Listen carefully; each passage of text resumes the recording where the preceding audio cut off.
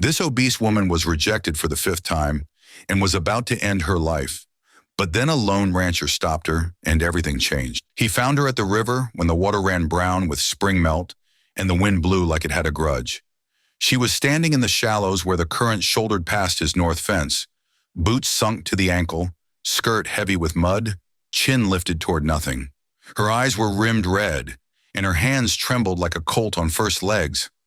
The rope she carried wasn't tied to anything yet, but the way she held it, tight and strange, told Gideon Pike everything he needed to know. "Ma'am," he said, voice steady the way it had been on bad cattle nights, "that water's colder than it looks. Step out and breathe with me." She blinked, as if surprised that anyone could see her. The rope dropped, slapping the water. She swayed. He was already moving, boots cutting the bank, spurs quiet, hat brim low against the grit. He didn't touch her. He just got close enough that she could feel his shadow and hear the slow count of his breath. "In," he said. "Hold. Out." After 3 breaths, the wind seemed to remember other business. Gideon Pike had a face the sun had measured for years, and a quiet that came from bearing more things than he'd said out loud. 36, former trail driver, now a rancher with 3-line shacks, a scattered herd, and a reputation for minding his own. Folks in Dutch John figured Gideon alone because he liked it that way. But the truth was he'd tasted a family once, and the ground had closed around them in a fever year. Since then, he kept company with work and weather and the lowing of animals that didn't ask for explanations and didn't leave. The woman in the river was Lucy Bellamy. He knew her by sight from town. Mid-20s, soft-bodied and broad-shouldered, with a brave mouth and wary eyes.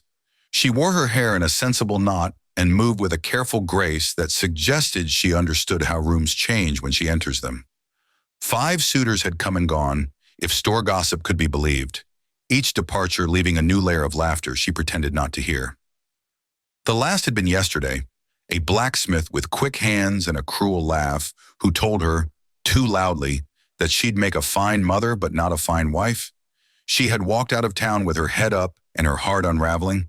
Now Lucy's breath hitched, and she stepped back onto the bank like land was an idea she was trying again. "I'm sorry," she said, voice hoarse. "I don't know what I thought." "I do," Gideon said, not unkindly, "but you're here. That counts." Her eyes flicked to the rope. "It doesn't feel like it counts." "Then we'll make it count," he said. "Start by getting warm." They walked the fence line to his yard, wind tugging the clouds apart. Gideon stoked the cook stove and handed her a dry blanket and a mug that smelled of chicory and something sweeter. He kept the door cracked and the room bright. "The way you do with a skittish mare you want to trust you." Lucy swallowed, held the tin with 2 hands, watched him move around his own house like he was visiting. "I shouldn't be here," she said finally. "People will talk." "People talk when a cow sneezes," Gideon said. "Let 'em." She made a noise halfway between a laugh and a sob. "You don't know what they say about me." "I do," he said. "I know what they say about me too. They say a man who sleeps alone wants to. Mostly they're only half right." The corner of her mouth twitched. She looked at the stove, at her boots steaming by it, at the scar along Gideon's knuckles where a steer had taught him about fences. Then she said very quietly, "I've been told 5 times I'm not fit to be a wife. Imagine what that does to a person's nights." "I can," Gideon said, "and I can imagine what it takes to get up the next morning anyway." She stared at him like he'd given her a new language. Outside, a meadowlark tried the first notes of the season. A hard knock broke the room. Sheriff Amos Yarrow stepped through without waiting, hat in hand but manners late as always. He was a square man made of corners, jaw, shoulders, boots that stomped like arguments. Behind him hovered Horace Kincaid, who ran half the county's freight and all of its gossip, eyes bright the way some folks got around trouble. "Afternoon, Pike," Yarrow said, making the word sound like a test. His glance skipped to Lucy wrapped in a blanket. He took in the wet skirt on the chair, the rope coiled loose on the floor, the way Gideon stood between them without quite meaning to. "Miss Bellamy, we've been looking." Lucy stiffened. "Why?" "Your Aunt Mavis was worried," Kincaid said, as if worry tasted good when it came from his mouth. "Said you left the house without a word and she found a note." He let the sentence hang like a noose. Gideon felt the room tilt. Lucy's fingers tightened on the mug. "There isn't a law against walking," she said, and there was steel there under the hurt. "Not against walking," Yarrow said. "Against scaring folks half to death, maybe. You come on back now." Lucy's eyes flicked to Gideon, an instinctive plea she seemed ashamed to make. He nodded once. "She'll go when she's warm," he said. "You can wait on the porch." "I ain't your hired hand," Yarrow said pleasantly, which with him meant not at all. "And Miss Bellamy ain't your problem." "She's here," Gideon said. "That makes her my problem until she says otherwise." Kincaid smiled like he'd been given a story to tell. "Careful, Pike. You rescue a lady once. Folks will think you mean to keep her." Gideon met his eyes until the smile went brittle. When they were gone to the porch and the stove had nothing left to prove, Lucy said, "I can't go back there, Mr. Pike." "Gideon," he said. "Gideon," she repeated, the name landing gentle. "If I go back, it starts again. The whispering, the lists they keep for me. How I could be less different." She shook her head. "I worked hard to be someone a decent man would want. I learned to bake what they like. I learned to listen. I even learned how to hide myself in a room. It didn't matter." "You don't have to go back to them," Gideon said. He surprised himself with how easy the words came. "You can go somewhere else." "Where?" she asked, almost laughing. "The territory is full of thin girls with quick laughs. I'm not what the world orders." "Neither am I," Gideon said. "But I own 40,000 acres of grass and trouble. I could use a cook who knows a winter from a spring. I could use a bookkeeper who isn't scared of numbers. I could use someone who'll tell me when I'm being a fool." Lucy stared. "You don't know me. I know enough. And you'd be paid wages, same as any hand. Your room would have a lock only you hold the key to." He placed the key on the table like an oath. She touched it with the tip of one finger, then pulled away as if it burned. "If I say yes, people will say you took me in because no one else would. They'll also say the weather's changing when a cloud moves," Gideon said. "Neither will stop the grass from growing." Yarrow came back to the doorway to bluster something about propriety. Gideon lifted the key again and set it in Lucy's hand, closing her fingers around it. "It's your say," he told her, and meant it. She squeezed her eyes shut. When she opened them, they were clear in a way he hadn't seen all afternoon. "I'll work," she said, voice low but firm. "On trial. If I don't suit, I'll go." "That's the only way I hire," Gideon said. He turned to the sheriff. "You can tell Aunt Mavis Lucy's safe and will come for her trunk when she's ready. If anyone tries to fetch her before, they'll meet the same answer as any rustler on my land." Yarrow measured him, decided he didn't want the day to turn that difficult, and grunted. Kincaid's smile said he smelled a story fat enough to feed on for weeks. After they left, the silence in the house changed shape. It wasn't empty anymore. It was waiting. By sundown, Lucy had washed the river from her hair and braided it. Gideon showed her the room by the east gable, a narrow bed, a chest, a window that looked over the cottonwoods where the creek split. He kept his distance, asked nothing that would turn the day into confession, and showed her the ledger and the pantry instead. She took stock like someone who had needed to count to stay sane. At the door, he paused. "Tomorrow's feed day," he said. "I'll show you the barn. You can meet the hands." "I thought you worked alone," she said, teasing light on her tongue for the first time. "I do," he said. "The hands are 2 old geldings and a blue heeler named Trouble." She smiled, a real one this time. "Then I look forward to meeting all 3. He tipped his hat and left her to the key. The next morning broke pale and cold, with a wind that carried dust like memory. Gideon was already at the barn when Lucy stepped outside. She wore her old skirt, mended twice, and a blouse that strained a little at the seams. Her hair was braided tight, jaw set as if she'd borrowed someone else's courage. Trouble, the blue heeler, trotted up to sniff her boots. She laughed, small, surprised, and the sound startled Gideon more than the cattle lowing. "Guess he likes me," she said. "Trouble's got sense," Gideon replied. "Don't trust everyone, but he knows who won't kick him." She met his eyes for a breath, then looked away. "Show me the work." And so he did. Feed bins, the haystacks, the rhythm of scooping, pitching, spreading. Her arms moved steady, sweat at her temples, body strong where others only saw soft.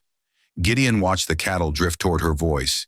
Even the skittish roan eased closer, as if Lucy's tone promised something a man couldn't. When she stopped to catch breath, Gideon said, You handle them better than most men I've paid. I've handled worse than cows, she said. By noon, Horace Kincaid showed up with his wagon, pretending to deliver salt but really hungry for stories. Well, if it isn't Dutch John's most lonesome cattle king, Horace drawled.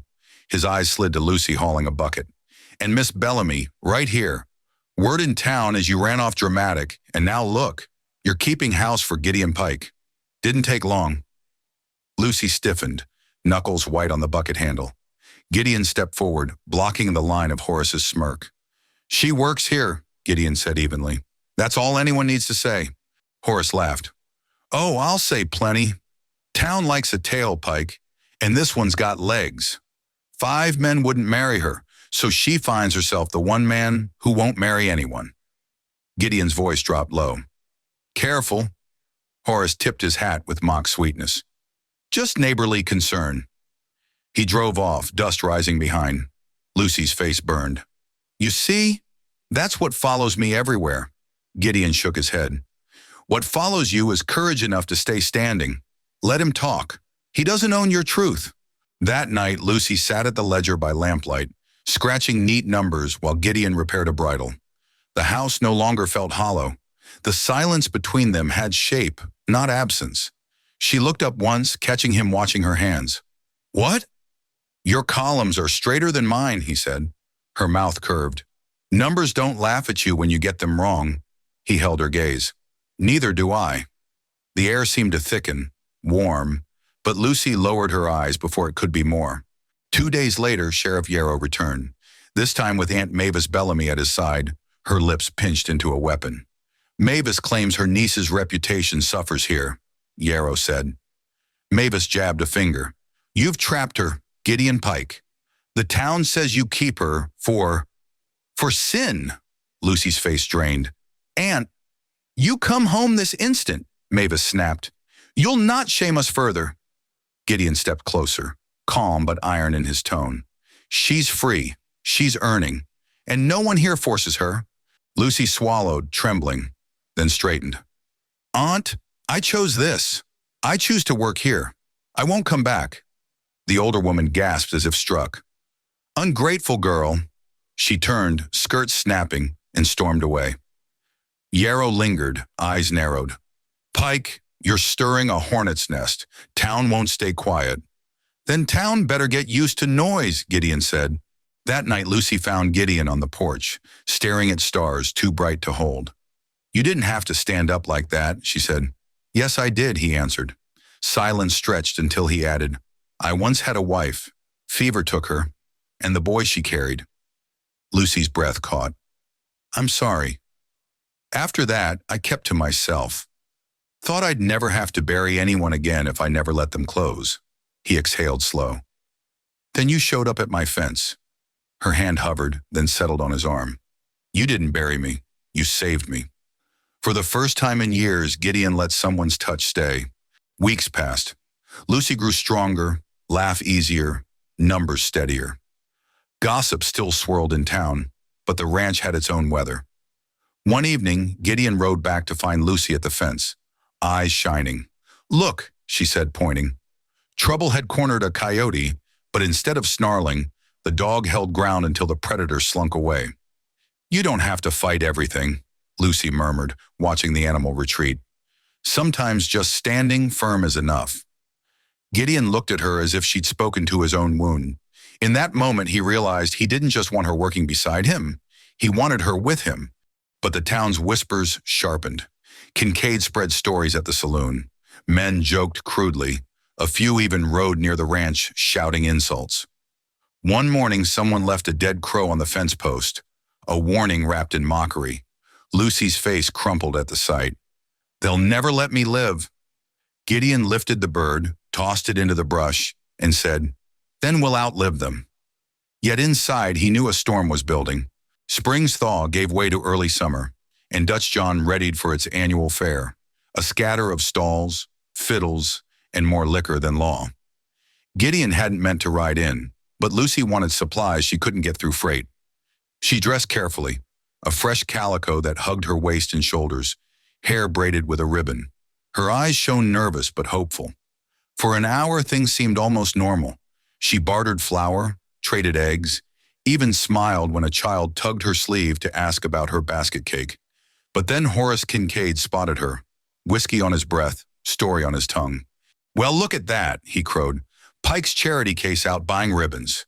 Tell me, Lucy, does he pay in coin or kisses?" The crowd chuckled, low and cruel. Lucy froze, cheeks burning. Gideon's shadow fell across Kincaid before the man finished grinning. "You've said your last word about her," Gideon said. His fist came fast, dropping the freight boss flat into the mud. The square went silent. Lucy's breath hitched. Gideon offered her his arm.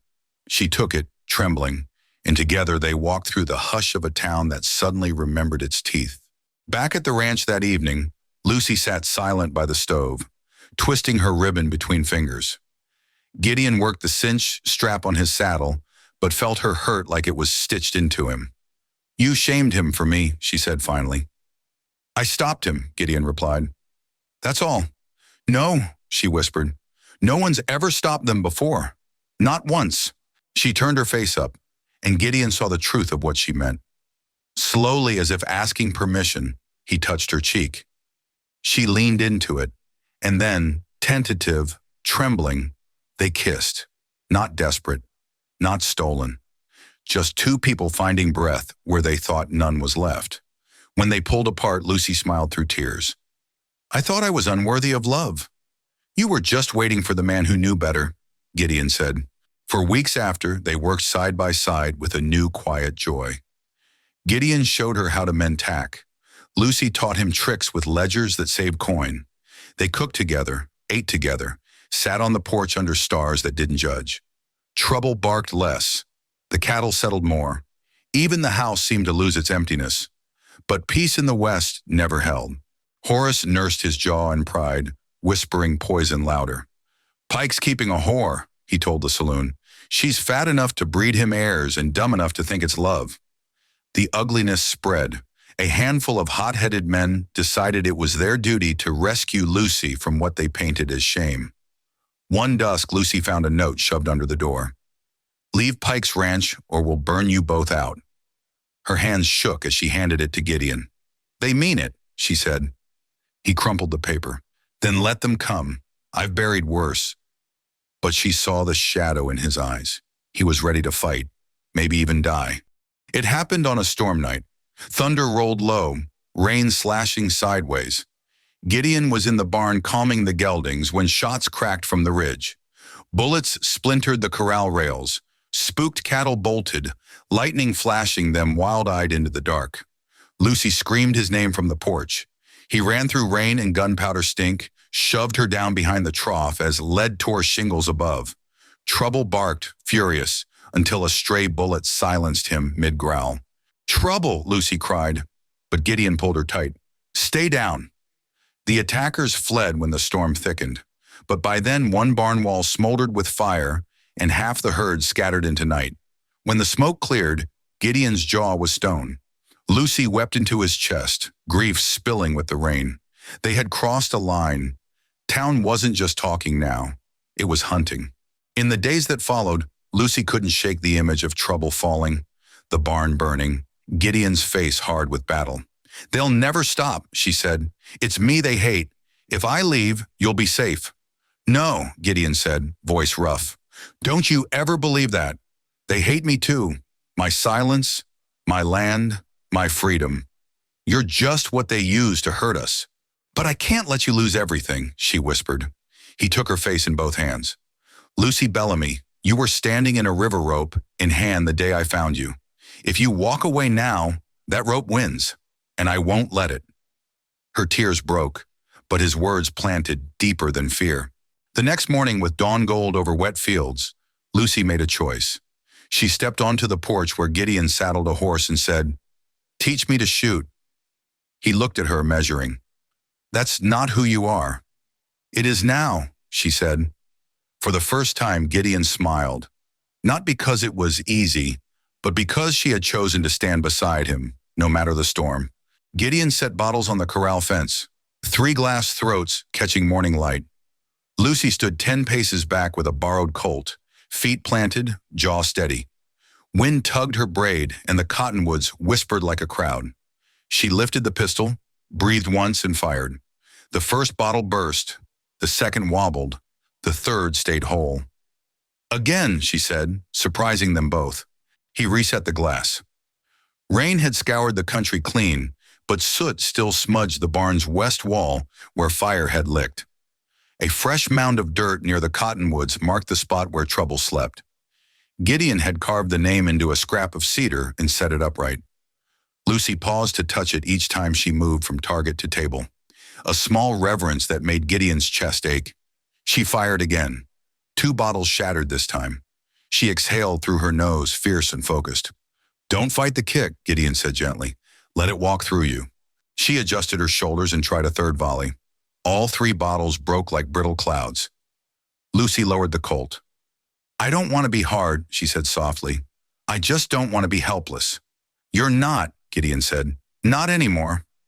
They rebuilt together. Gideon hauled new boards, Lucy hammered.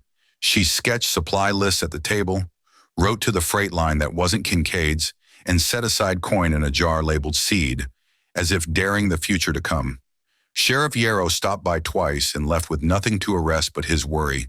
His eyes measured the blackened shingles, the rifle by the door, the woman who answered him without flinching. One evening, Lucy brought a stray pup from the creek bed, ribs like a washboard, paws too big for sense.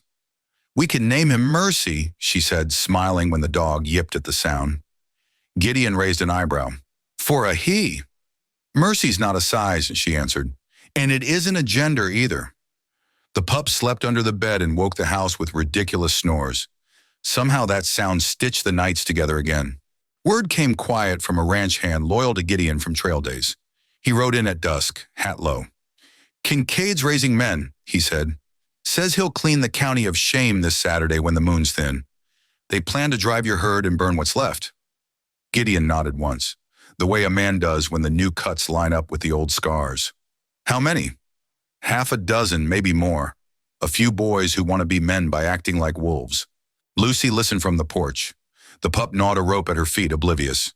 She felt the old rope from the river against her palms, phantom and cold. Not this time. "We can't outgun a pack," Gideon said to her later. "Not straight on." "Then we don't stand straight," Lucy replied. "We turn their story crooked." They planned by lamplight. Gideon knew the land. Lucy knew the way people moved when they convinced themselves wickedness was duty.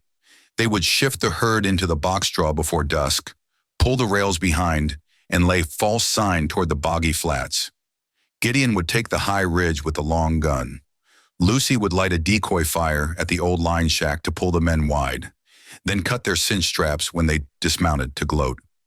Yarrow would get a message tucked in a flour sack at the back door of the depot. The night clerk owed Lucy a favor from a ledger job. "You shouldn't be in the thick," Gideon said. "I already am," Lucy answered. "And if they come for me, I won't be alone this time."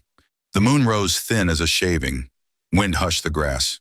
From the ridge, Gideon watched 3 lanterns snake across the lower flats and 2 more wink into place near the cottonwoods. Laughter floated up, young, mean, certain. He sighted the leader through the scope. Kincaid, shoulders squared by whiskey courage, hat cocked with a peacock's foolish pride. At the line shack, Lucy struck steel to flint. The doorframe caught and smoked like a signal. She kept low, skirts tucked. Mercy huddled silent in the wood box with a scrap of jerky to keep him brave. Hoofbeats veered toward her flame.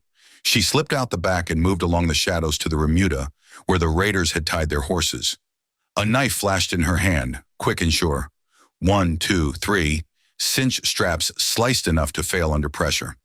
A shout cracked night. "There, the shack!" Gideon fired a warning shot into a stump near Kincaid's boot, splinters biting that slick tongue. The men scattered. 2 charged the shack. 1 wheeled toward the corral where their herd was not. Lucy sprinted for the cottonwoods to regain cover. A raider caught sight of her, spurred hot, and a wild shot tore bark a hand's width from her head. She hit the ground, breath blasted, palms burning on gravel. The rider leaned to grab her. She rolled and brought the colt up, the way Gideon had drilled into her bones.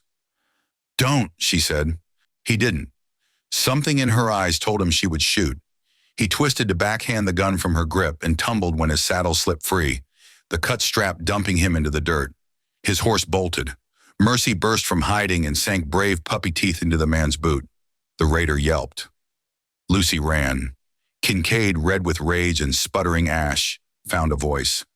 "Burn it all!" he shouted. "Smoke the rats!" He set flame to a hayrick, and fire climbed greedily, bright as a sermon promised wrong. Gideon's next shot shattered the lantern in Kincaid's hand. Oil streaked his coat. He cursed and flung the glass aside. Another rider fired blind toward the ridge. A glancing ricochet bit Gideon's forearm just as his finger tightened. The long gun kicked wide, and he dropped out of sight behind rock with blood slicking his sleeve. Lucy saw him fall and moved without thinking. Toward the ridge, toward the gunfire, against every voice that had ever told her to keep small. A rider cut her off. She juked right, dove under a fallen trunk, and came up with dirt in her teeth and fury in her chest. The man lunged again. She shot, low and mean, taking his knee. He dropped screaming. She didn't wait to see if he'd rise. The world narrowed to breath and heat. Then another sound split the night. The clatter of a wagon coming fast, and the sheriff's shout in a voice meant to stop stampedes. "Enough! Lay down weapons or hang for it!" Yarrow's lanterns bloomed along the lower trail. 3 deputies he trusted flanking, rifles leveled. Men who had ridden for sport suddenly remembered the cost. 2 threw guns down. 1 fled into brush with a curse. Kincaid backed toward his horse, eyes bright with animal calculation. Lucy stepped from the dark, dress singed, hair coming loose, colt steady. "Don't," she told him, and the word carried the river and the rope and the fire and the grave behind the cottonwoods. He froze long enough for Yarrow to close the irons. Gideon reached the base of the ridge with blood striping his arm and relief making his knees foolish. Lucy turned and saw him and forgot the rest of the world. They met in the churned dirt while men shouted and iron clinked and smoke leaned east. She pressed her palm to his wound and kept pressure, jaw trembling with everything she refused to let fall out of her eyes. "I'm all right," he said, which wasn't true, and also was. When the raiders were hauled toward town and the fires hissed themselves stupid, the land fell quiet as a church at midnight. Gideon sat at the table while Lucy cleaned his arm, fingers deft and gentle, breath counted carefully so it didn't break into sobs. The pup snored underfoot as if duty accomplished. "I brought this to you," she said at last, voice thin with exhaustion. "If I hadn't—" Gideon caught her wrist, bloody hand and all. "They came because they were coming. Kincaid's been building a reason for months. You gave me something to fight for besides fences." She shook her head, tears finally slipping free. "I don't want to be a weight you carry." "You're not a weight," he said. "You're an anchor." Silence caught them. The lamplight widened and narrowed as if the room breathed with them. Lucy looked toward the east gable door, at the key that had hung from a nail since the day he'd placed it in her palm. "What if the storm never ends?" she whispered. "What if the world keeps testing us until we break?" "Then we fix what breaks," Gideon said. "And if we can't fix it, we learn to carry it gentle." She bandaged his arm and sat beside him until the lamp guttered low. Before she slept, she pressed her palm to her belly, sudden and inexplicable, as if an old instinct had reached up through the years to tap her shoulder. A lateness had begun to worry at the edges of her days. A missed rhythm she hadn't admitted because hope can be a dangerous thing when you've been starved. Morning brought dust like gold powder in a town at a hinge. Yarrow had Kincaid in the cell, charges hammered straight. 2 of the boys sang quick to save their own necks. Naming who planned what and where, they hid the leftover oil.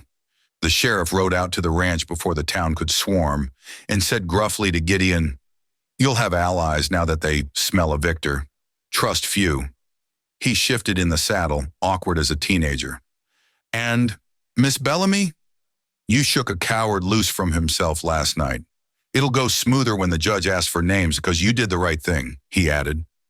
Lucy nodded, surprised by the kindness. "Thank you, Sheriff."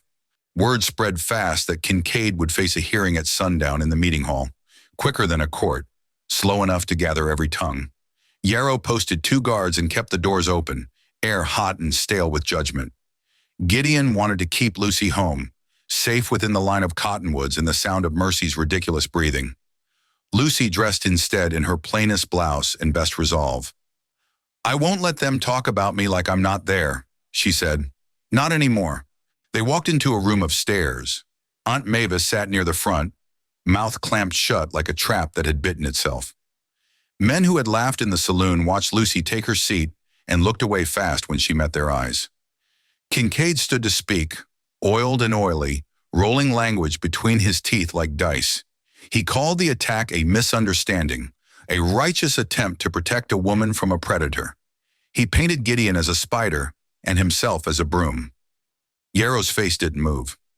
"You set fire on a working ranch," he said when Kincaid finished. "Men under your say shot into a house where a woman slept." Kincaid tried a smile. "The county's morals are not your business," Lucy said, her voice cutting clean through the murmurs. Heads turned. She rose, hands calm at her sides, even as her heart tried to break free of her ribs. "You've used my name like a tool," she said to Kincaid, to the room, to the years that had built this moment. "You've weighed me on fake scales and announced I was wanting, and every time I tried to live quiet, you made sure the quiet turned loud."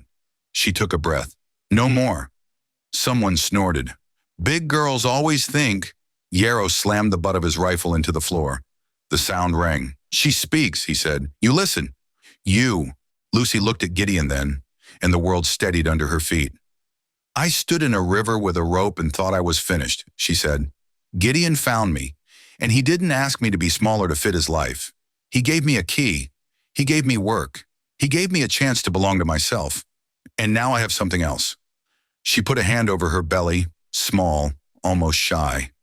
A hush rolled the room like a wind. Aunt Mavis's eyes narrowed into something complicated and old. Lucy's voice softened, but did not waver. "I am with child." Gideon felt the world tilt, then click into a rightness he hadn't dared name. It flashed through him.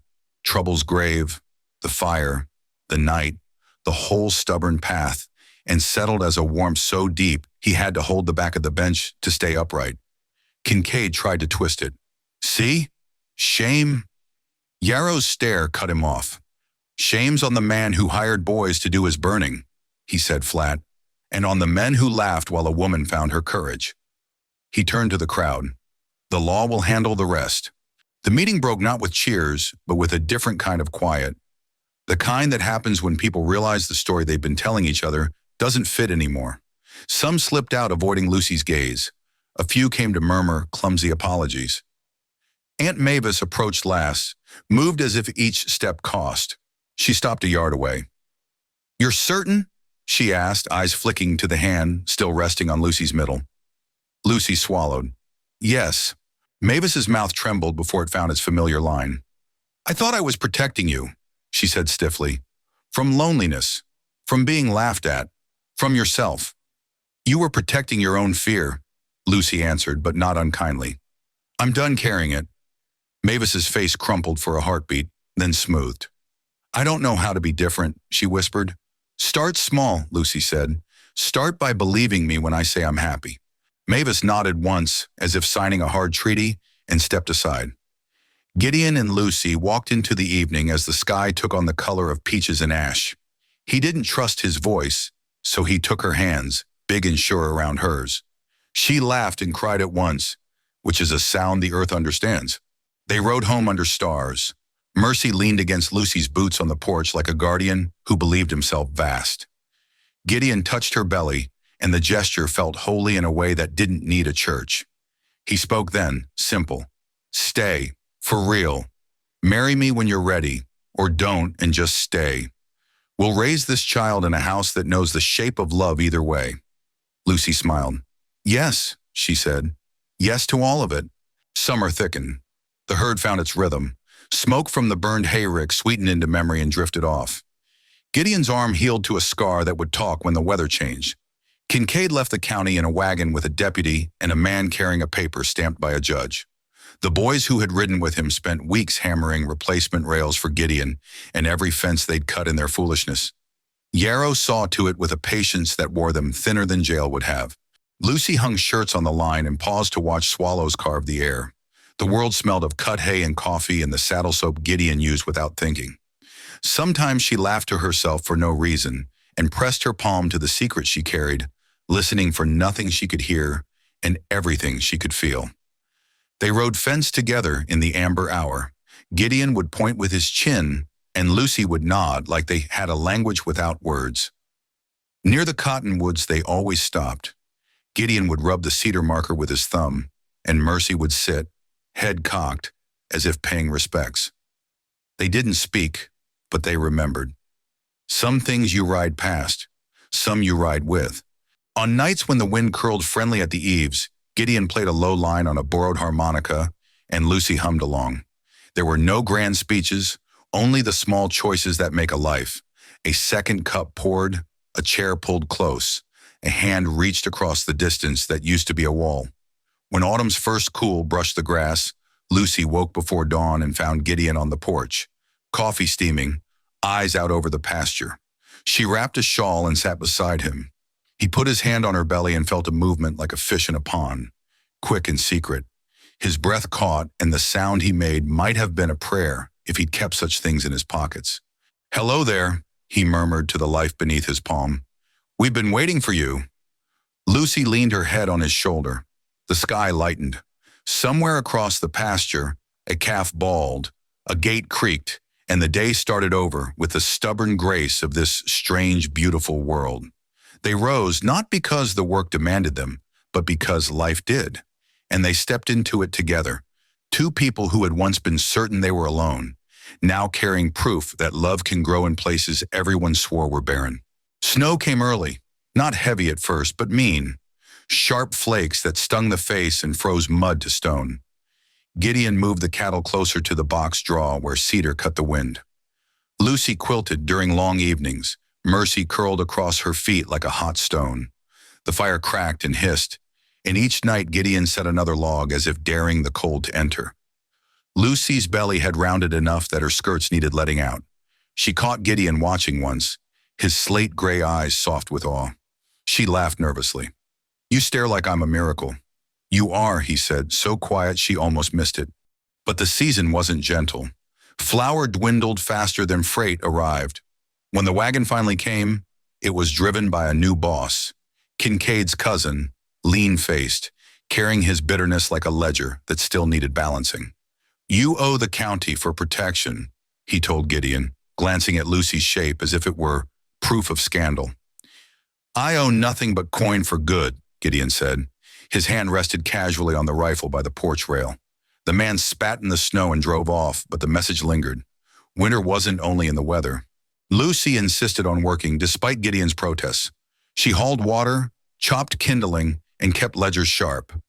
But one icy morning she slipped on the porch step, landing hard on her hip. Gideon was there in a blink, hauling her up, fear carved deep into his face. "I'm fine," she said, wincing. "You could have—" His voice broke. He pulled her against his chest, holding her as if she might dissolve. Lucy rested her forehead on his coat. "You lost before. I know, but you won't lose me. Not this time." Her words dug deep past his scarred memories and lit something steady. He didn't let go for a long time. The blizzard that followed pinned them inside for 3 days. Snow piled high against the doors. Wind howled like wolves. Gideon split wood until his muscles screamed.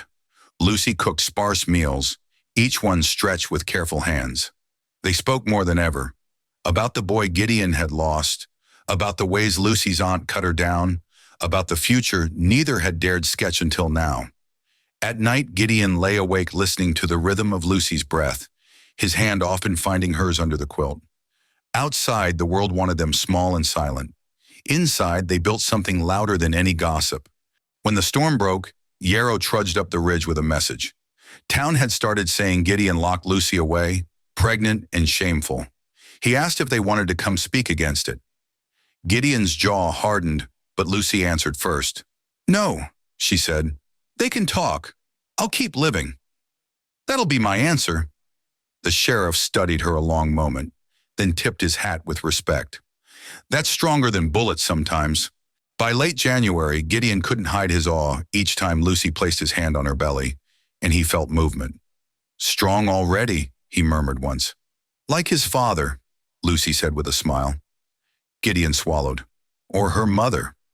Their laughter filled the house, echoing off beams that had once known only silence.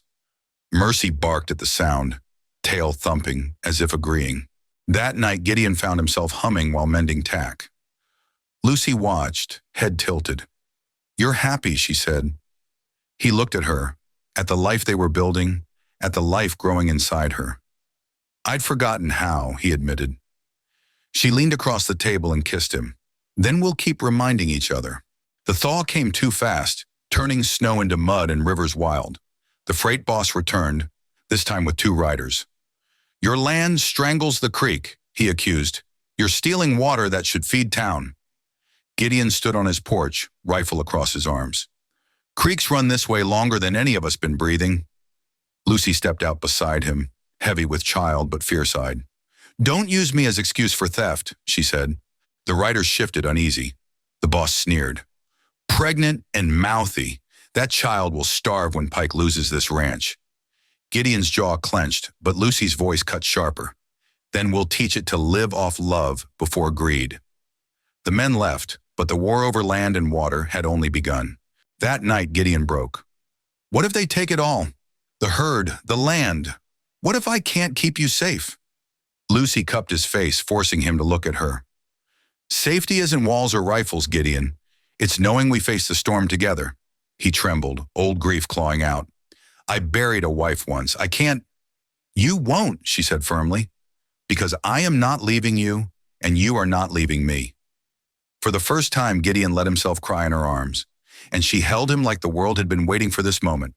Sheriff Yarrow returned weeks later, this time with supplies. "Town's split," he said. "Some think you're a danger. Others see you as proof a man and woman can stand against the poison Kincaid left. I can't stop what's coming, but I can stand beside you when it does." Gideon studied him, then nodded. "That's enough." Lucy placed bread in the sheriff's hand, smiling. "Thank you." Yarrow looked down, surprised, as if no one had thanked him in years. Spring green pushed through the thaw. Lucy's belly full, her steps slower, her laughter louder. Gideon finished a new fence. Mercy chased calves, and the land breathed easier. But on the horizon, clouds gathered. Conflict over water rights, whispers of raiders willing to finish what Kincaid began. Gideon polished rifles. Lucy stockpiled jars. Together they stood on the porch, the sky heavy above, her hand in his. "Storm's coming," Gideon said. Lucy smiled, radiant even in her weariness. "Then let it. We've weathered worse." Spring turned mean. The rains that usually swelled creeks in May never came. Grass browned. The herd nosed dust where green should have been. Lucy sat on the porch shelling beans. Mercy sprawled beside her, ears twitching. Her belly pressed full against her skirts now, every move careful. Gideon came back from the lower pasture, hat pulled low, eyes shadowed. "Creek's near dry," he said. Lucy's hands stilled. "What does that mean for us?" "It means trouble." He spat dust from his teeth. "Town wants water. They'll say I've got more than my share because the creek forks here. They'll come claiming rights." Her gaze softened. "And you'll fight." "I'll protect what's ours." Lucy's fingers brushed her belly. "Ours," she repeated, smiling despite the fear. The freight boss returned, this time with papers stamped by the county clerk. "Water's diverted," he declared. "By order of committee, you're to open the sluice and let it flow to town." Gideon read the scrawl, jaw tight. "Committee don't own the creek." "Maybe not," the man sneered, "but they own the men who'll ride for it." Lucy stepped out, heavy but unbowed. "We'll share what's fair," she said, voice steady, "but not at the point of a gun." The boss smirked. "We'll see." When he left, Lucy sagged against Gideon. "They won't stop." "No," he said, "but neither will we." That night, thunderheads teased on the horizon but never broke.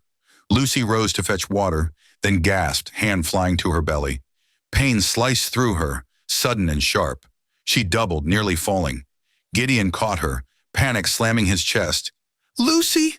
Tears streaked her cheeks. "It hurts! Oh, Gideon, I think—" He laid her down, breath ragged. Hours passed in terror, Gideon wiping her brow, whispering prayers he'd long abandoned.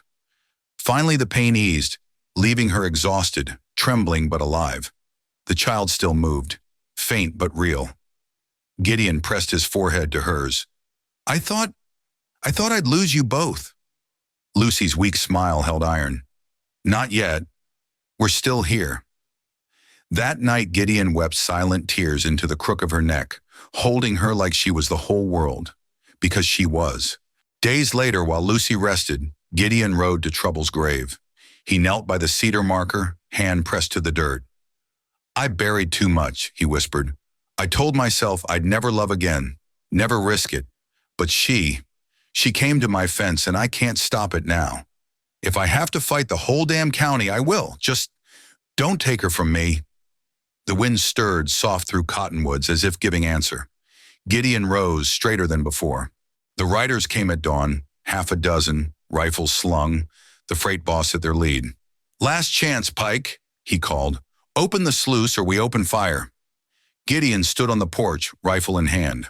Lucy sat in a chair just inside the door, shawl around her, colt on her lap. Her face was pale, but her eyes blazed. This is our land, Gideon said. Our water. You want it.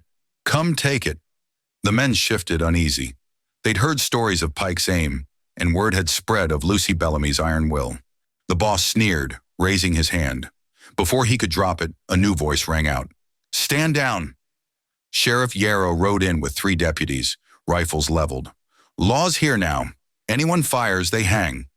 The riders hesitated. One spat, another muttered, but slowly, one by one, they lowered guns. The boss snarled. This ain't finished. Yarrow leveled a cold stare. It is for now. Court will decide the water, not your bullets. The men rode off, grumbling. Gideon lowered his rifle only when they were gone. He turned to Lucy, who was shaking with relief. He knelt, pressed his forehead to her hands. We're safe, he murmured. For now, she said softly. But Gideon, safe is something we make, isn't it? Yes, he said, and we'll keep making it. The court ruled weeks later. Water rights divided, fairer than expected thanks to Yarrow's testimony.